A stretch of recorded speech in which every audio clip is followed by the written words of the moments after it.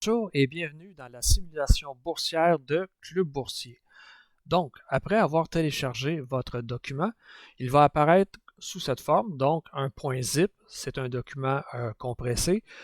Donc, il faut commencer par le décompresser. Donc, on va faire un clic droit dessus et on va faire extraire tout. Extraire. Donc, ça prend un certain temps et voilà. Et si on rafraîchit la page, maintenant on a un dossier avec à l'intérieur notre fichier Excel ici de simulation boursière. Avant toute chose, ce que je vous suggère, c'est de faire une copie de votre fichier Excel. Comme ça, on va faire un copier, un coller. Ici, on a maintenant une copie. De cette façon-là, vous allez toujours garder l'original sans aucun problème. Donc, si vous arrive un problème ou quoi que ce soit, vous aurez juste à copier à nouveau votre fichier source et vous aurez toujours la base du fichier qui ne sera pas corrompue ou tout mélangé ou peu importe. Okay? Donc, commencez par faire une copie. Une fois que la copie est faite, on va double-cliquer dessus et on va rentrer directement dans la simulation boursière. Donc ici, on a une sécurité warning. Dans la simulation, il y a des VB scripts, donc des trucs programmés en VB.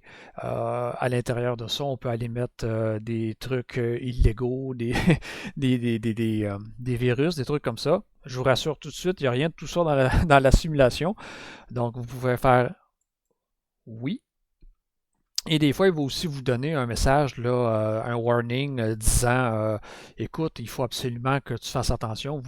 Vous dites oui et il n'y a aucun problème avec la simulation. Il n'y a pas de code malveillant à l'intérieur de ça. Important, avant de commencer à jouer avec votre simulation, dans votre Excel, vous devez être logué. Comme ici, on voit en haut, là, j'ai mes initiales qui sont là. Donc, je suis logué à l'intérieur de mon Microsoft. OK? Parce que vous devez être logué pour avoir accès aux data des marchés boursiers canadiens et américains. Donc, la simulation a été faite à son plus simple. Okay?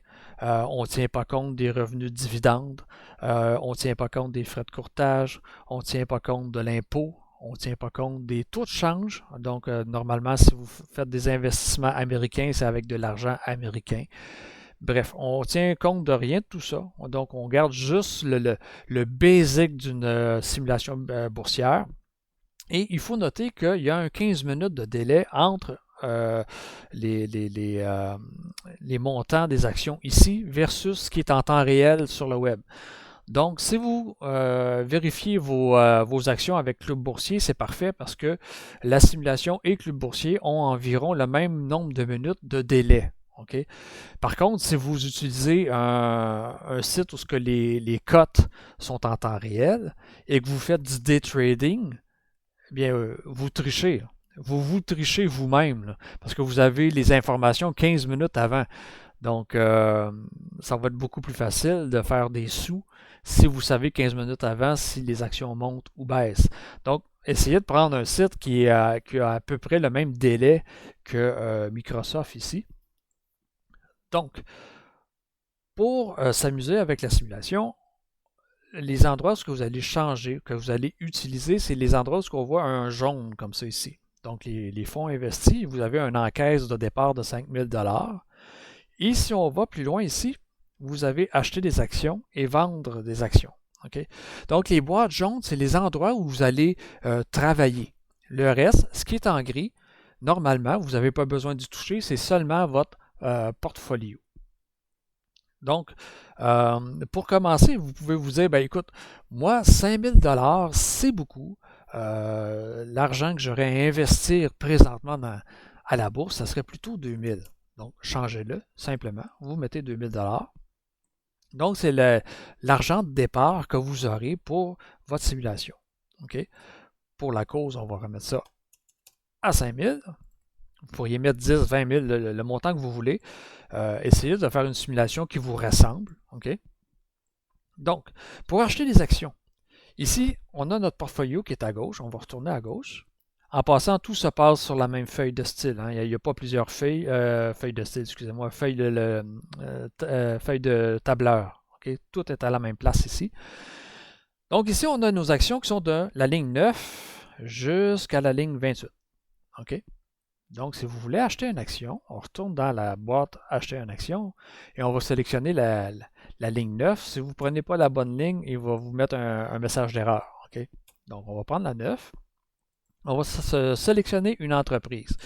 Donc, Banque de Montréal, je vais y aller avec BMO. Et on va ici sur Data. Le data, c'est le stock ici. Là, il est en gris pâle. Ce que vous pouvez faire, c'est Excel. Hein? Donc, vous pouvez changer de cellule, revenir sur votre cellule, et là, il est là. Donc, vous allez cliquer sur Stock. Et par défaut, une nouvelle boîte va apparaître avec les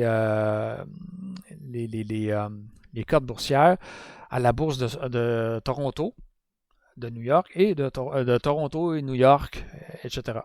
Moi, je vais investir à la bourse de Montréal, de Toronto ici. Je vais sélectionner cette action-là. Par défaut, il me dit, bon, ben, l'action est présentement à 173,15. Je vais en acheter, on va dire 10.